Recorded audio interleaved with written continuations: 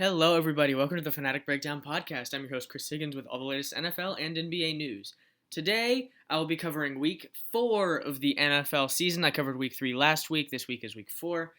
And then, as always, I'll be back next week. You can expect another episode. That will be Week 5. And today, I do have a slight amount of NBA news, as the preseason did start just a few days ago. With that said, let's hop into the NFL news. All right, this week I'm trying to go as quick as I possibly can because I don't want this to be another 40 minutes to an hour episode. But first game on my schedule was the Thursday night game, September 29th. I had Dolphins Bengals. Bengals took it over the Dolphins 27-15, but it wasn't really on the Dolphins. It's Tua Tagovailoa went down with a concussion. He looked awful. I spoke a little bit about that last episode. So if you want to hear me go a little bit more in depth on that, you can listen to the last episode. But Teddy Bridgewater ended up stepping for Tua, who, before Tua went out, he was 8 of 14 for 110 yards, 0 touchdowns, 1 interception. And then Bridgewater ended 14 of 23 for 193 yards and 1 touchdown, 1 interception. So he played game manager okay, but with barely any reps, he played relatively well. Raheem Mostert actually ended up leading them in carries as well as yards, 15 carries for 69 yards, just under 5 yards a carry. Tyreek Hill ended up leading them in receptions and yards, so nobody's surprised. 10 catches, 160 yards. Jalen Waddle actually only had 2 catches this game for 39 yards. He wasn't very good. Chase Edmonds had two catches for 14 yards and 1 touchdown. He would have had 2 touchdowns if he didn't. He actually ended up dropping a touchdown early on from Tua. So that's something. And then on the Bengals side of the ball, Joe Burrow actually threw very, very well. 20 of 31. 287 yards and 2 touchdowns. And then Tyler Boyd actually threw a pass that went to Jamar Chase for 23 yards, his only pass of the game. As you would expect, he's a receiver. And then on the ground, Joe Mixon has still kind of yet to find his footing. 24 carries for 61 yards and 1 touchdown. That's under 3 yards a carry. That's 2.5 yards a carry. But T. Higgins had 7 catches for 124 yards and 1 touchdown. I said it last week. I'll say it again this week. In this Bengals offense, you really never know who's going to have a good game. This week, it just so happened to be T. Higgins. I feel like last week it was Tyler Boyd. It might have been Higgins, but I know it just wasn't Jamar Chase. Although Jamar Chase did have a good game this week. He had 4 catches for 81 yards. Still not amazing, but pretty good. Tyler Boyd had 2 catches for 47 yards, and then Hayden Hurst 3 for 27 and 1 touchdown. Final score 27-15. Bengals take it over the Dolphins. All right, so the first Sunday game, I have Vikings Saints. And this game might have gone under the radar. I actually didn't know this game was being played in London, and it was played very, very early on in the day. I thought they played maybe two Thursday night games this week. I didn't know. But they played very, very early on Sunday, and the Vikings took it over the Saints 28-25. For the Vikings, Kirk Cousins threw 25 of 38, threw 38 times, which is pretty decent amount of times to throw. 273 yards, 1 touchdown, 1 interception. Dalvin Cook, he was okay. I mean, he's yet to be have over. I'm pretty sure he's yet to have over 100 yards this season. But 20 carries, 76 yards he's been okay. He averaged almost 4 yards a carry, which is pretty solid. Alexander Madison was pretty awful, but he also only got 3 carries. 3 carries for 3 yards, 1 yard a carry. Justin Jefferson actually had 1 carry this game, 3 yards, but did get in the end zone on that 1 carry. Justin Jefferson, through the air, also had 10 catches for 147 yards. That's almost 15 yards a catch. That's very, very good. Adam Thielen had 8 for 72, Irv Smith 3 for 23. Then Alexander Madison through the air had 1 catch, 15 yards, 1 touchdown. And then on the Saints side of the ball, Andy Dalton had to step in for a bruised and battered Jameis Winston on a bruised and battered offense nonetheless. Alvin Kamara also did not play, and then neither did Michael Thomas. And then as I said before, Jameis Winston did not play. I feel like there are a few more people that I'm not remembering right now that didn't play for the Saints team, but those are the ones that come up off the top of my head. Andy Dalton in this game went 20 of 28 for 236 yards, 1 touchdown. He was okay if you watched the game, because I didn't watch the game particularly, but I watched the highlights. He looked all right. Latavius Murray stepped in for the injured Alvin Kamara. Mark Ingram was not good, so he ended up losing his presumed starting spot to Latavius Murray, who had 11 carries for 57 yards, 1 touchdown. The previously mentioned Mark Ingram had 10 carries for 30 yards. And then Taysom Hill actually ended up getting 5 carries as well for 21 yards and 1 touchdown. Through the air, Chris Olave seems to be one of the better targets on the Saints roster right now, especially with Mike Thomas being out. He ended up getting the ball an okay amount, less than I thought he would. But Olave had 4 catches, 67 yards, 1 touchdown. Jarvis Landry, I would like to mention, he only had 2 catches on Sunday, just 2 for 7 yards. But, I think not really surprising win with so many injuries on the Saints roster, but Vikings take the W 28-25. All right, now I got Seahawks Lions. Seahawks end up taking the victory over the Lions 48-45. And I would just like to say, before I get into the statistics, the Lions have performed so well on offense, it's actually insane, but their defense has just underperformed so much that you just don't see how well this offense is playing, because the only stud on this defense this year has been Jeff Okudah, and even Sunday he had a bad game. Well, he didn't have a bad game, just not a great game it hasn't been to the standard he has been playing the rest of the season. For the Seahawks, Geno Smith had threw for 320 yards and 2 touchdowns. Geno Smith has been so good this year, and it's insane. I think it looks like the Broncos would have been better off trading for Geno Smith than they have been for Russell Wilson. It's actually kind of crazy. Rashad Penny had 17 carries, 151 yards, 2 touchdowns. He was very, very good. Geno Smith had 7 rushes for 49 yards, 1 touchdown. He was getting it done not only through the air, but on the ground as well. Kenneth Walker hasn't stepped into this offense as well as we think, or as much as I originally thought he would have at the beginning of the year. He just had 8 carries for 29 yards this year, that game. DK Metcalf had 7 catches for 149 yards. Tyler Lockett 6 for 91, and then Will Dissly 4 for 39 and 1 touchdown. Noah Fant only caught 1 pass for 2 yards, 1 touchdown. He hasn't been very great in this offense as of yet either.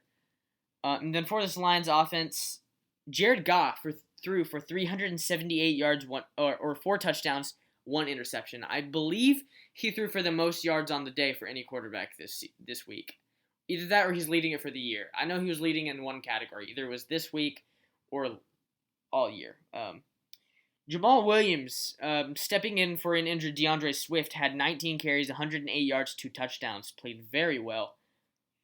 TJ Hawkinson stepped up for an injured Amon-Ra St. Brown. This offense also hurt, like the previously mentioned Saints offense, but they're still getting it done. 8 catches for Hawkinson, as well as 179 yards, 2 touchdowns. Josh Reynolds, who already had chemistry with Jared Goff when they played on the Saints, not on the Saints, got my mind on the Saints, when they played on the Rams just a few years ago. 7 catches, 81 yards, 1 touchdown for Josh Reynolds. Saints, a decisive victory, 48-45. And I don't mean decisive as, not even close. It was a close game, but their offense is clicking on all cylinders right now, and their defense still showed some signs of life, given the fact that their number 1 safety in Jamal Adams is out for the entire year. So they're still proving that they can get it done. They're actually 2-2. They have one of the better records in the league. All right, the next game I'm going to cover, Jets-Steelers. Jets actually take the W over the Steelers 24-20. Zach Wilson made his return, threw for 252 yards, 1 touchdown, 2 interceptions. He's still figuring it out at the end of the day. He's still trying to click back with this offense after they've been used to Joe Flacco for so long. And he didn't play bad. And also, Braxton Berrios threw 1 pass for 2 yards and 1 touchdown. That touchdown actually went to quarterback Zach Wilson. 1 catch for 2 yards, 1 touchdown for him. So he actually, in all, had 2 touchdowns. Breece Hall, looks like the Breece Hall show is starting up. 17 carries, 66 yards, 1 touchdown. Played quite well. And he outsnapped Michael Carter by a lot. 9 carries for 15 yards for Michael Carter. And then through the air, Corey Davis had the best day out of everybody. 5 catches, 74 yards, 1 touchdown. For Elijah Moore, 3 catches, 53 yards. Garrett Wilson wasn't amazing, just 2 catches for 41 yards. But, everybody has an off day once in a while. But I'm more happy about rookie Breece Hall. Like, their offense is starting to click. And then for the Steelers, Mitch Trubisky went 7 of 13 for 84 yards, 1 interception. And you might be wondering why his stats were so low if you didn't watch this game. That's because he ended up getting benched for Kenny Pickett. They finally freaking pulled the trigger and did it. Kenny Pickett went 10 of 13, so he only had 3 incompletions on the day. He should be, or you can count him as 13 of 13 if you don't count the 3, or if you count the 3 that went to, or that the Jets caught, The Jets picked off Kenny Pickett 3 times. One of them was just a Hail Mary, so you can't really count that interception. While it's going to show up on the stat sheet, I don't really count that. So you could say 2 interceptions, whatever. 120 yards. Najee Harris was okay, 18 carries, 74 yards, but no usage in the passing game today for Najee. But while Kenny Pickett threw 0 touchdowns, he rushed for 2 touchdowns, proving that he might be the better running back than Najee Harris. Receiving on the day for them is George Pickens. Rookie to rookie, George Pickens had crazy stats, 6 for 102, 17 yards a catch. That's really, really good. Then Pat Freiermuth, the tight end, proved to be a nice target for old Kenny Pickett. 7 catches for 85 yards. Deontay Johnson just had 2 for 11, not great. And then Chase Claypool was targeted but had 0 catches. So, yeah, I mean, Jets, I think the Jets could end up being pretty good for the rest of through the rest of the year when Zach Wilson starts to click a little bit more. And I feel the same way about the Steelers, and I actually kind of feel bad for Kenny Pickett because he kind of got thrown into the fire. I don't think he had any idea he was going to the game because from the way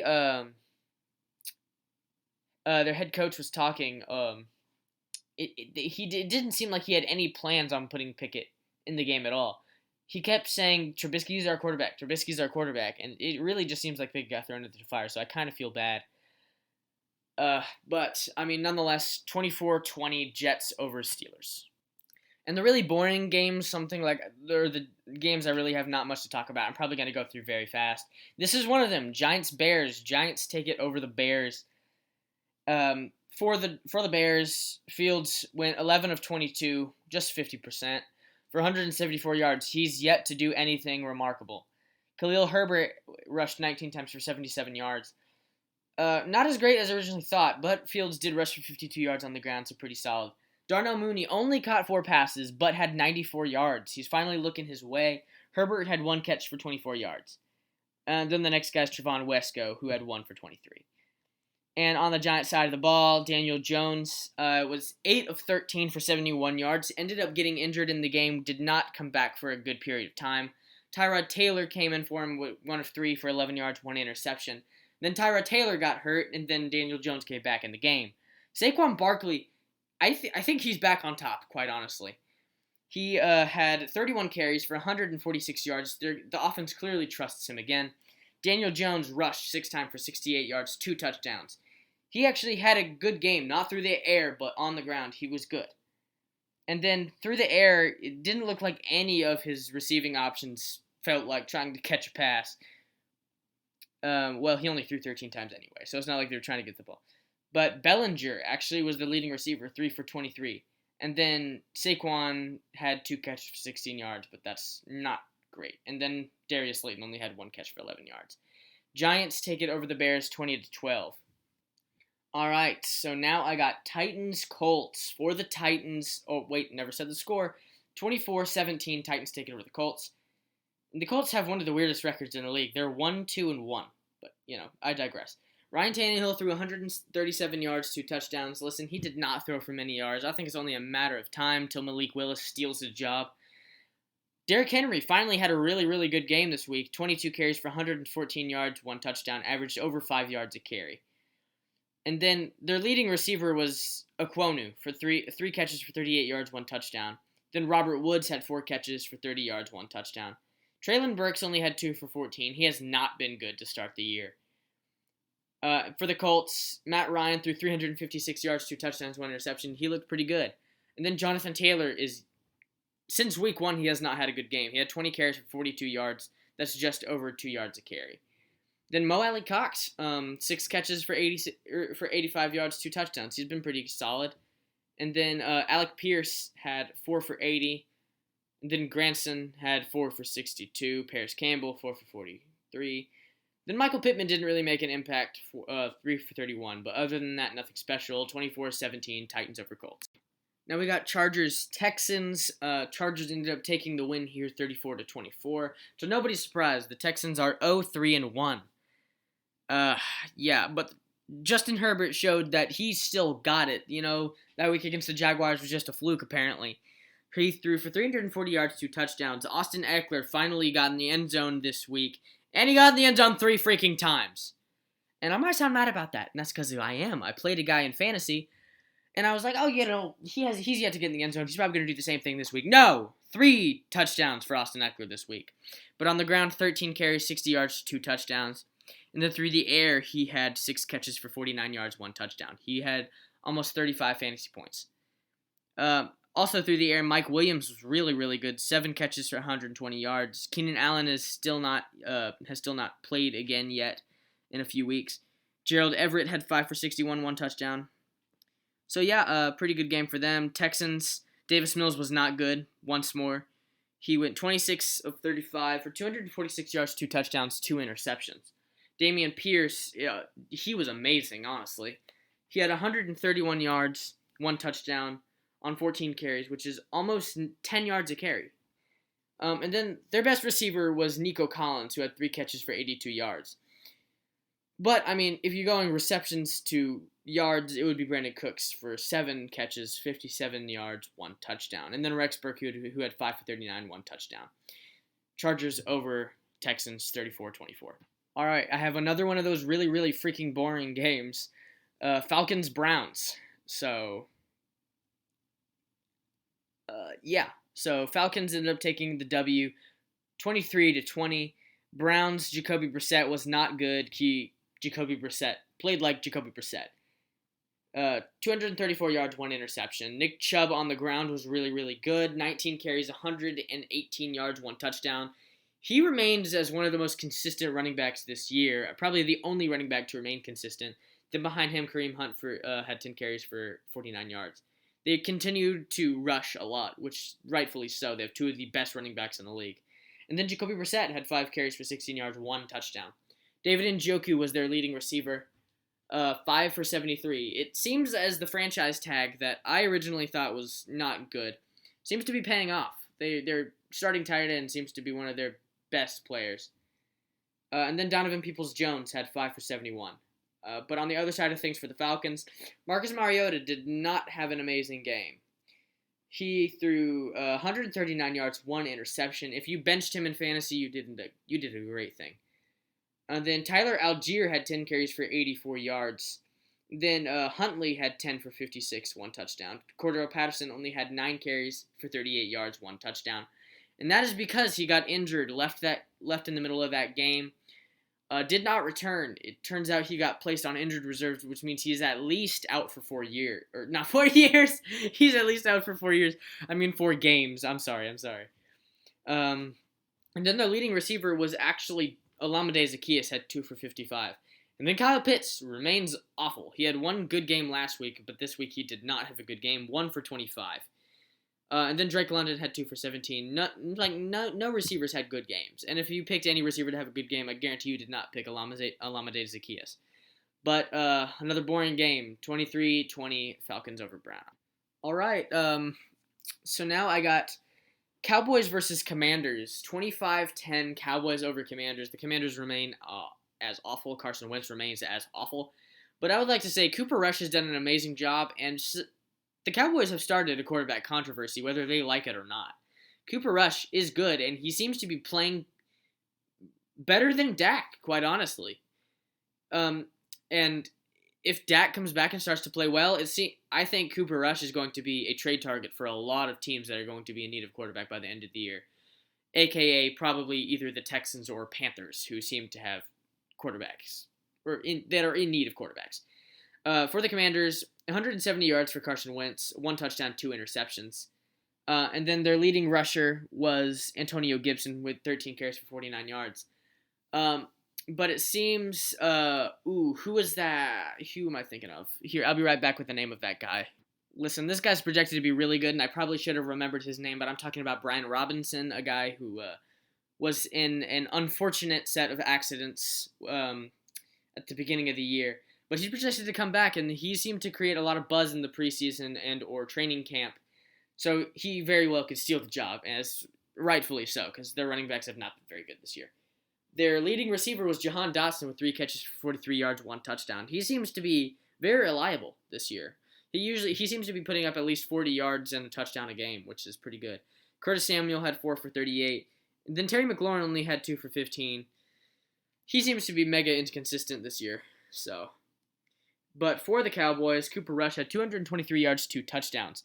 Ezekiel Elliott and Tony Pollard were both awful. 19 carries for 49 yards and 2.6 yards a carry for Elliott. Then Pollard had 8 for 6. That's 0.8 yards a carry. Then CeeDee Lamb had a really good game. 6 for 97, 1 touchdown. And then Noah Brown, who seems to be a quite reliable target for Cooper Rush, a guy that he really likes. 3 for 61. And then Michael Gallup in his return game scored a touchdown. Good for him. 2 for 24 and 1 touchdown. Final score 25-10. Cowboys over Commanders. Listen, this is kind of one that hurts my heart, being born in Jacksonville and everything. But, Jaguars, Trevor Lawrence went 11 of 23 for 174 yards, 2 touchdowns, 1 interception. And something that I'm not seeing here that should definitely be taken into account, that he fumbled 4 times. He had 5 turnovers. Yeah, he was not great. He was not great. If you look at his stats, like without the fumbles, he's not bad, but not great. It was raining. You have to take that into account. That the conditions weren't wonderful, and I expect them to be back on track next week. But rushing the ball, they weren't good either. Something that you would expect to be good in the rain. Travis Etienne had 8 for 32, and then Robinson had 8 for 29. They split carries, something I didn't expect to happen. I thought it was Robinson's backfield, quite personally. Christian Kirk was their leading receiver with just 2 catches, but 2 catches for 60 yards. And then Jamal Agnew was popped off for no reason. 4 for 50. Actually, there is a reason. It's because Zay Jones missed the game. Dan Arnold had 1 for 26, and then Evan Ingram only had 1 for 16. And I actually told somebody to start him in a fantasy league. And if you're listening to this, I'm very sorry. But on the Jaguars actually started out 14-0. They were winning the game. Pick 6, scored a touchdown. They played very well to start the game, and then they just completely fell apart. Jalen Hurts, 204 yards through the air, 1 interception, 0 touchdowns. But on the ground, they really made that up because Miles Sanders had 27 carries, 134 yards, 2 touchdowns. Then Jalen Hurts on the ground, 16 for 38, 1 touchdown. Kenneth Gainwell, 5 for 19, 1 touchdown. Trey Sermon, 2 for 19. He was pretty solid. A.J. Brown had 5 for 95 catches. I mean, obviously he's a receiver. Sorry, but I had to specify that. 5 catches for Dallas Goedert, 72 yards. 2 for 22 for Sanders. And then Devontae Smith was lackluster with 3 for 17. And I started him in a fantasy league. Yippee me, right? But final score, Eagles take it 29-21 over the Jacksonville Jaguars. All right, next up I got Bills-Ravens, which just turned out to be a really freaking weird game. Bills ended up winning 23-20. They trailed almost like the entire game, and it came down to a last-second field goal in which they hit. Josh Allen threw 213 yards, 1 touchdown, and 1 interception, which is really not a stat line you see from Josh Allen every day. He's usually better than this. Although he did rush for a good amount of yards. He rushed for 70 yards, 1 touchdown as well. So 2 touchdowns to 1 interception in all for him. Stephon Diggs had 4 catches for 62 yards, which is not Stephon Diggs-like, but still a pretty solid stat line. Then Devin Singletary was the second receiver. He ended the game with 4 catches, 47 yards. Then Dawson Knox had 3 for 40. Then Isaiah McKenzie had 4 for 21, 1 touchdown. Jamison Crowder had 1 catch for 7 yards. I only bring him up because he ended up fracturing his ankle, I believe, and he's not expected to return for the year, which is really disappointing for him. He was on a 1-year contract. And he seemed to be having a pretty decent year with a Bills team that is expected to make a deep run to the playoffs at least. So quite disappointing for them. But for the Ravens, Lamar Jackson had 144 yards, 1 touchdown, 2 interceptions. He was not very good. Although rushing, he is on pace to have over 1,000 yards again. He has 73 yards. Ended up leading their backfield. Although J.K. Dobbins had a good game for him, which is good for him after coming off an injury. I think his second game after injury back. 13 carries for 41 yards, 1 touchdown.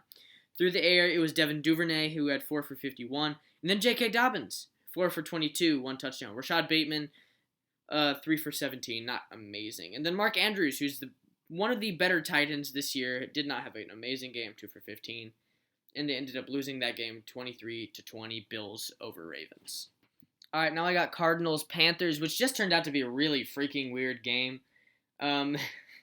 Watching it looked way weirder than the final score appears to be. 26-16 Cardinals over Panthers. For the Cardinals, Kyler Murray had a pretty solid game, 207 yards throwing the ball, 2 touchdowns, 1 interception. He also rushed for 26 yards and 1 touchdown, so 3 touchdowns and 1 interception. James Conner had an alright game, 15 carries for 55 yards. He was held in check quite well, actually. And then Marquise Brown was very, very good. 6 catches for 88 yards, 1 touchdown. Then Zach Ertz had 6 for 47, 1 touchdown. And then Rondale Moore had 3 for 11. But I think Marquise Brown played very well in the absence of DeAndre Hopkins once more. I don't think he returns until week 7. I think he got suspended 6 games for a PED violation. But pretty good for him, honestly. I'm happy for Marquise Brown playing with his former college quarterback. So moving on to the Panther side of the ball. Baker Mayfield, I have a feeling he's going to end up getting benched, as well as Sam Darnold is eligible to return. Baker Mayfield had 197 yards, 1 touchdown, 2 interceptions. Christian McCaffrey was god-awful. 8 carries, 27 yards. Yeah, not good at all. But McCaffrey did lead them in receiving yards as well as receptions, 9 receptions for 81 yards, 1 touchdowns. At least he's getting opportunities through the air now to account for his bad rushing. DJ Moore finally had a good game, 6 receptions for 50 yards. Robbie Anderson had 3 for 26. But other than that, nothing special. Cardinals over Panthers, 26-16. All right, now I got Broncos Raiders, which turns out to be also one of the weirdest games of the day because it was between 2 teams that have been below average this year. The Raiders get their first win over the Broncos, 32-23. Russell Wilson actually did have a very good game, I will say that. He had 237 yards, 2 touchdowns, and then rushed for 29 yards as well as 1 touchdown. No interceptions on the day. He finally had one of those games that we expect Russell Wilson to have every day. Javonte Williams had 10 carries for 28 yards, averaged almost 3 yards a carry, but he ended up getting injured, which really does stink. I believe he tore his ACL as well as MCL. He's going to miss the entire rest of the year. Melvin Gordon is expected to come in for him. He had 3 rushes for 8 yards on the day, but he also fumbled. He's had a very bad issue with fumbling this year. He really has to be better. Otherwise,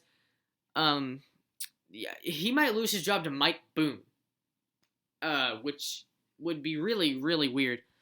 KJ Hamler led them in receiving yards. He had 1 catch, but a 55-yard bomb. Jerry Jeudy had 4 for 53, 1 touchdown. And then Cortland Sutton had 5 for 52, 1 touchdown. Kendall Hinton actually ended up having 2 receptions for 39 yards. A guy who could play receiver, quarterback, and running back. But for the Raiders, Derek Carr had another really bad game. Just 188 yards, 0 touchdowns, 0 interceptions. Then Josh Jacobs rushed 28 times for 144 yards, 2 touchdowns. He was very good. And then Devontae Adams finally had a good game. I say finally had a good game. He's had a few decent games, but I actually had him as my disappointing player of the week last week. That will not be the case this week. He had 9 receptions for 101 yards. He was good. Mac Hollins, a guy who had a really good game last week, was not good this week. He had 3 catches for 33 yards. Darren Waller continues to be very, very disappointing. He had 3 catches for 24 yards. I benched him in my fantasy league. That turned out to be a very good move. I ended up benching him for David Njoku, which was a very good move, apparently. But Raiders over Broncos, 32-23. All right, now I got Patriots Packers. The Packers ended up winning this game to nobody's surprise, 27-24. But I think something that surprised everybody is how close this game was, especially reviewing the conditions of this game. Because Brian Hoyer started the game because Mac Jones was hurt, did not play. He went 5 of 6 for 37 yards. He played okay to start the game. Ended up going down with a concussion, which the NFL seems to be cracking down on, finally, thank God. And then Bailey Zappi ended up coming in. He was 10 of 15 for 99 yards, 1 touchdown. He made this game really close. Ended up taking it into overtime, where they unfortunately lost on a field goal by Mason Crosby. But invest in these Patriots running backs. They are both really good. Damian Harris had 18 carries for 86 yards, 1 touchdown, and then Ramondre Stevenson had 14 for 66 and almost 5 yards a carry. Both of them almost averaged 5 yards a carry. Nelson Aguilar had 3 for 46. Devontae Parker had 2 for 24, 1 touchdown.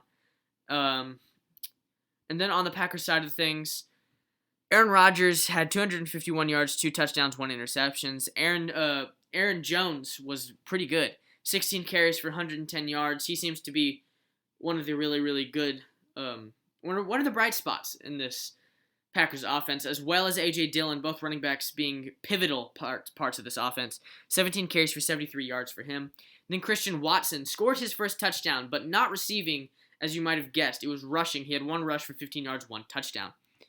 Through the air, Alan Lazard, their number one receiver, was their, number one receiver. Who would have guessed? He had 6 catches for 116 yards. And then Romeo Doubs, who seems to be getting more and more options in this offense, being more and more trusted. Doubs had 5 catches for 47 yards, 1 touchdown. And then Randall Cobb had 3 for 42. Robert Tonyan had 2 for 24 and 1 touchdown. Christian Watson only had 1 for 8. He seems to not be getting the ball at all, especially after that Week 1 dropped go-ahead touchdown. He seems to not be getting the ball very much. Missed the game last week. So it's Romeo Doubs. And I will say, if you have an opportunity to pick up Romeo Doubs in your fantasy league, pick him up.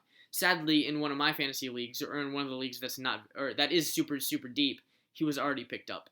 But Packers over Patriots 27-24. All right, now I got a game that was Chiefs Buccaneers. It was all Chiefs, especially in the first half. In the second half, the Buccaneers started to make a comeback, but they just couldn't get it done. 41-31 final score, Chiefs over Bucs. For the Chiefs, Patrick Mahomes had a very good game, 249 yards, 3 touchdowns, 1 interception. And then Clyde Edwards-Helaire rushed 19 times for 92 yards, 1 touchdown. And then Isaiah Pacheco actually rushed 11 times for 63 yards. And then Noah Gray rushed 1 time for 1 yard, 1 touchdown.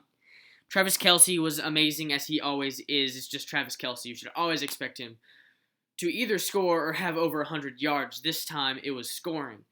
9 catches, 92 yards, 1 touchdown. Marquez Valdez-Scantling ended up having, 3 catches, I believe that says, 63 yards. His name is actually covering the stat sheet for me. And then Juju had a pretty solid game, had 5 catches for 46 yards. And then Sky Moore, 2 for 31. And then Jody Forson, yes, it's Jody Forson, had 1 for 10, 1 touchdown. But yeah, pretty solid. Oh, I'm missing, one of the touchdowns actually went to Clyde Edwards-Helaire. 1 catch, 2 yards, 1 touchdown. Mecole Hardman continues to be a non-factor in this offense, but that doesn't seem to matter with Marquez Valdez-Scantling and Juju Smith-Schuster, as well as Edwards-Helaire. All these guys with really long last names seem to be very, very pivotal in the Chiefs offense. But moving on to the Buccaneers side of things, Tom Brady had 385 yards, 3 touchdowns. If you started Tom Brady, you got way more production. That's because he had all of his receivers back this week. I mean, well, actually, yes, all of them. He did. Julio Jones did play in this game. That's the guy I thought did not play. But yes, he did. Mike Evans had 8 catches for 103 yards, 2 touchdowns. Chris Godwin even returned, a guy who I expected to miss at least 1 or 2 more weeks. But he had 7 catches, 59 yards. Leonard Fournette was a huge option catching the ball. 7 catches, 57 yards, 1 touchdown. Rashad White, if you know who that is, he's a running back, by the way, had 5 catches, 50 yards. Cameron Brate, 4 for 32. Russell Gage had 2 for 24. And then Julio Jones had 1 for 7, and Cole Beasley had 1 for 5. Rushing the ball, it was actually just Rashad White, who had 3 for 6, 1 touchdown. Leonard Fournette was awful. I will say that. He had 3 carries for 3 yards, or negative 3 yards. I'm not quite sure if he's injured. Yeah, he is actually, I'm looking at it now, he's not injured. He's not injured at all. He's just awful. Yeah, he's just really, really bad. But, Chiefs over Buccaneers 41-31. All right, now I'm going to be talking about a game that happened just last night for me. I don't know if I'd be putting this out on Tuesday night, but it is Tuesday night for me. 49ers against Rams, and I will say Deebo Samuel had an amazing game, but I needed 3 more fantasy points, like in the middle of the fourth quarter. And the Rams just kept getting the ball. He threw a pick 6, which I was really praying did not happen, and it did. But you know what? It was a lot closer of a game than I thought it was going to be. I'm talking about my fantasy game. But this game was not close whatsoever. It was 49ers domination all the way. The 49ers ended up winning this game 24-9. For the Rams, Matt Stafford was awful once more. 254 yards, 1 interception. I expect this offense to pick it up when Van Jefferson returns, but as of now, they're not very good. Darrell Henderson had 7 carries for 27 yards. Cam Akers had 8 for 13. Both running backs were awful. Cooper Kupp was amazing as always. He's on pace to shatter the receiving or the receptions record by a lot. He's on pace to have like 180 receptions this year. I think I'm totally exaggerating that. I think it's probably like 140 or something. But either way, he's supposed to be amazing. Or he's already amazing. He's supposed to be amazing throughout the rest of the year. He had 14 catches, 122 yards, and then Tyler Higbee had 10 catches for 73 yards. Allen Robinson continues to just be a non-factor. He had 2 for 7. Then on the 49ers side of things, Jimmy Garoppolo played game manager very well. 239 yards, 1 touchdown. And with what he was given, he's played very well. He did not practice with the team in the offseason. Sat out a lot because of a contract dispute and then ended up coming in out of nowhere and being Trey Lance's replacement after his traumatic injury. And then Jeff Wilson, on the rushing side of things, going away from talking about Jimmy Garoppolo. Jeff Wilson had 18 carries, 74 yards, 1 touchdown. He was pretty good. Receiving for them, Deebo Samuel had 6 catches for 115 yards, 1 touchdown. Brandon Ayuk had 4 for 37. He was very good. Kyle Juszczyk had 1 catch for 35 yards. Kittle continues to be below average, but he's also only played 2 games this year. He had 2 for 24. But a good game overall. A fun game to watch, despite the score differential. But 49ers take it 24-9. And I'm going to go ahead and go into my unexpectedly great player of the week and my unexpectedly bad player of the weeks. All right, for my unexpectedly good player of the week, I actually picked Josh Jacobs. Not because he's a bad player, but because the rest of the season, the other games of the season he's played, he has not been nearly this good. But 144 yards, 2 touchdowns, over 5 yards a carry on 28 carries is remarkable. I don't think I have to say very much else. And my unexpectedly bad player of the week is a guy that I actually just got done talking about. Is a Ram wide receiver. Allen Robinson, 2 catches for 7 yards, and it's not even that this game was awful, it's that his whole season has been awful. He's just not getting targets. He's not getting any, not only is he not getting targets, but he's not getting separation from defenders. Most of his targets have been, well covered. So I don't think I have to say much else about this. He's just not getting the ball, and when he does get the ball, it's usually really short catches, so they don't matter very much. But Allen Robinson, just a disappointing season all around. All right, and I did say at the beginning of the episode that I had slight NBA news. The preseason started, which is going to be nice. I think it's always going to be nice to have something to watch. And tonight the preseason continues at 7 o'clock for me, 7 p.m. Eastern time. Detroit, New York New York Knicks. Start it, or the tip-off is at 7. But for the start of the news, Evan Mobley is going to be out 1 to 2 weeks with a sprained right ankle. He should be back by the start of the actual NBA year, though. But something that I'd really love to touch on is that Ben Simmons, Kawhi Leonard, and Jamal Murray made their crazy, long awaited returns. Something that I've been anticipating for forever. Ben Simmons, he got booed, honestly. Freaking, they need to chill out. Like, this poor guy, he can't catch a break. I really am starting to feel bad for him because this guy clearly has mental issues, and he just lost. It came out that he ended up breaking up with his girlfriend. He missed 2 free throws and started getting booed by Brooklyn's fans. Freaking chill, guys. But other than that, he was throwing dimes all over the court, so I think he played remarkable, honestly. Kawhi Leonard ended up nailing shots. He didn't play as physical or as fast as he usually does, but he probably took a chill pill.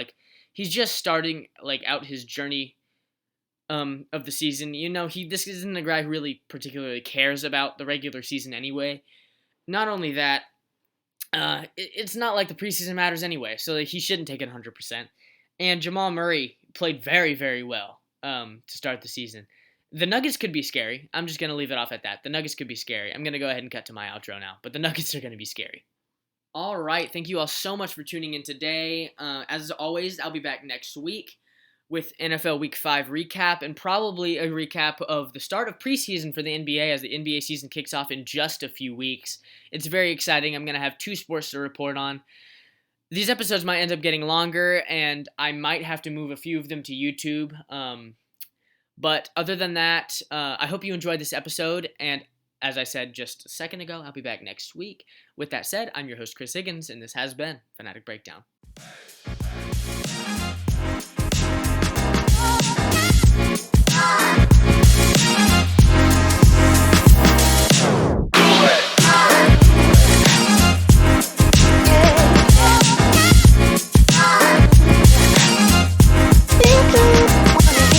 Yo.